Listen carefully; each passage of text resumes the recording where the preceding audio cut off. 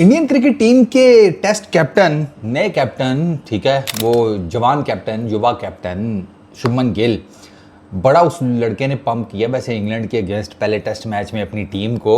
उसके अपने इमोशंस भी बता रहे थे कि बड़ा इंडल्ज था वो, ठीक है, जीतना चाहता था। अनफॉर्चुनेटली चलो वो और उसकी टीम नहीं जीत सके। स्टम्प्स माइक के ऊपर ना किस लेवल के ऊपर वो अपनी टीम को पंप कर रहा था। स्टम्प्स माइक के ऊपर ना शुभमन गिल को ना टीम को ये कहते हुए सुना गया कि बॉलिंग से रिलेटेड बॉलिंग कर रहे थे। एक तरफ मोहम्मद है, ठीक है, ये उसके वर्ड्स हैं, एक तरफ मोहम्मद है और दूसरी तरफ कृष्णा है और दोनों तबाही मचा देंगे। Basically he was referring to Mohammed Siraj and Prasidh Krishna. और बुनियादी तौर पर वो जो एक है ना कि पीस हारमनी, वो मुख्तलिफ मज़ाहिब एक साथ मिलकर रहें, वो जो एक क्या उसको कहते हैं कि यूनिवर्सल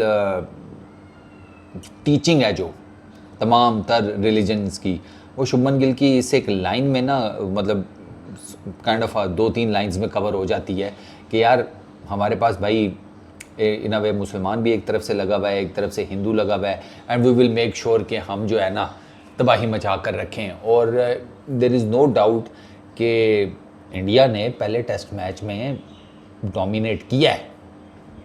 हार जीत तो चलो वो बाद की बात है, उस पर कुछ डिटेल्स में मैं बता चुका हूँ कि कहाँ कहाँ थोड़े वीक पॉइंट्स रह गए टीम इंडिया के। लेकिन अगर ओवरऑल आप 5 दिन का देखेंगे ना तो उसमें आपको टीम इंडिया की डोमिनेंसी ठीक ठाक नज़र आएगी। 2 दिन तो विद द बैट वो करते रहे हैं, सिर्फ पहले दिन चौथे दिन, बीच के तो दूसरा और तीसरा दिन ना उसमें भी कई सेशंस टीम इंडिया के फेवर में गए हैं तो कुछ इंग्लैंड के फेवर में गए हैं। द प्रॉब्लम दैट केम वो सिर्फ इनका ये बना कि जो शुभमन गिल ने भी बेसिकली कहा अपने पोस्ट मैच प्रेसर में कि यार हमने क्रूशल कैचेस ड्रॉप किए और प्लस हमारा जो लोअर ऑर्डर है ना वो विद द बैट परफॉर्म नहीं कर सका। बॉलिंग को उसने इतना ज़्यादा मतलब क्रिटिसाइज तो मैं नहीं कहूँगा लेकिन पॉइंट आउट नहीं किया, दो कि आई बिलीव कि बॉलिंग का भी इशू था। बॉलिंग भी सिवाय बुमराह के ना, बुमराह उसकी क्लास अपार्ट थी। वो इंग्लैंड वाले जिस तरीके से उसको खेल रहे थे ना, वो साफ पता लग रहा था कि इंग्लैंड वालों ने इसके अगेंस्ट ये प्लान बनाया हुआ है कि इसके अगेंस्ट जो मर्जी हो जाए कोई रैश शॉट नहीं खेलनी, सीधे बल्ले से इसको डिफेंड करते रहो, थोड़ा सा ये बाहर कर दे ऑफ स्टंप से छोड़ दो। उनका बड़ा सिंपल सा नैरेटिव था बुमराह को खेलने के मद में या गेम प्लान। ये ऑफ स्टंप से बाहर करेगा, हम जानते ही नहीं है कौन गेंद कौन सा बल्ला, हमारे हाथ में कुछ है ही नहीं, हम तो किसान हैं, ऐसे ही खड़े हैं पिच के ऊपर। ये माइंडसेट आ जाओ, आ रही है गेंद विकेट टू विकेट, सीधे बल्ले के साथ रोक लो कि हमें आपसे प्यार ही बहुत ज़्यादा है, ये ले, हम आपको कुछ नहीं कहने वाले। आप बाउंसर मारें हमें, आप हमें यॉर्कर मारें, आप हमें कटर मारें, आप हमें स्लोअर वन मारें, बुमराह जी हम आपको डिफेंड ही करेंगे, हम आपके नीचे लगे हुए हैं, हम आपके उससे भी ज़्यादा नीचे लगे हुए हैं जिस लेवल पे पक्की उम्र के बंदे को जवान बीवी मिल जाए तो वो उसके नीचे लगता है। ठीक है, हम उससे भी ज़्यादा आपके नीचे लगे हुए हैं। ये मैंने अपनी आंखों से देखा है यार। बेन डकेट जैसा बंदा जनाब टुका टुक लगा हुआ है बुमराह को। बेन डकेट की आपने बैटिंग देखी हुई है, अगर जिसने नहीं देखी हुई वो नहीं इतने टुक खेलता पाई, उसके खून में ही नहीं है। एंड कल अगेंस्ट ऑड जाकर वो लगा हुआ था डिफेंड करने, लेकिन फिर उन्होंने बाकियों के अगेंस्ट अपना रन रेट बेहतरीन रखा। 350 रन उन्होंने बनाए हैं सर आखिरी दिन में। तो शुभमन गिल की ऐसा नहीं है कि शुभमन गिल बिल्कुल फारिग हैं समथिंग लाइक दैट, नहीं, शुभमन गिल ने बड़ा अच्छा पंप रखा है टीम को। उसके डिसीजंस भी ठीक थे।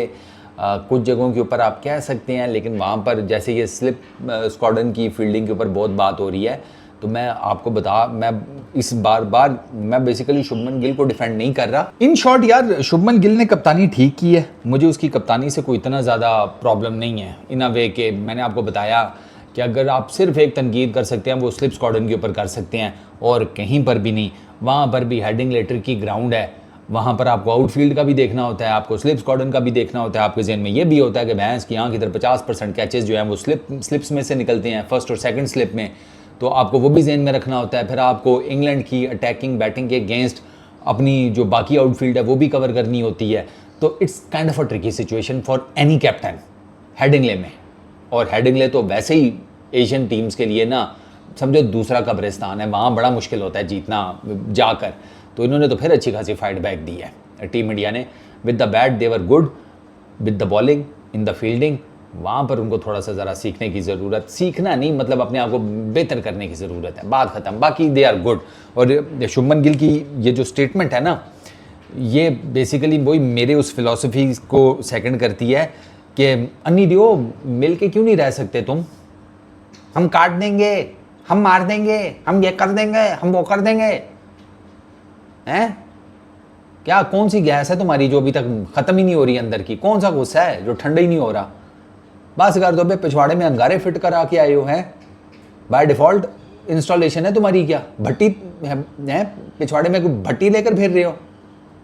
हर वक्त गैस, हर वक्त गुस्सा, हर वक्त आग उगल रही हैं, ये कर देंगे वो कर देंगे। घंटा तुम नहीं किसी का कुछ कर सकते। हालात देखिए दुनिया के किधर पहुंच गए हैं। तुम सालो एक अपनी शलवार में से बाहर नहीं निकल रहा, दूसरा अपनी धोती में से बाहर नहीं निकल रहा। ईजी हो जाओ। चलो इस वीडियो में इतना ही, अपना बहुत ख्याल रखना, नेक्स्ट वीडियो में मुलाकात होगी। Peace out.